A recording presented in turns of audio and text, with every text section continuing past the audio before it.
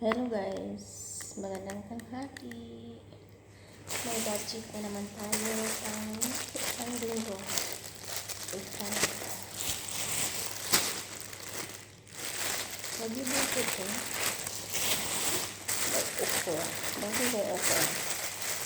RM 4. Tapos yung long beans. May manok.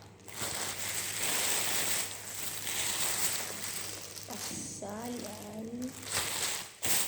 At saka isda. Yung isda ko. Bangus. Bangus ikan susu. So that's all guys. For my budget for this week.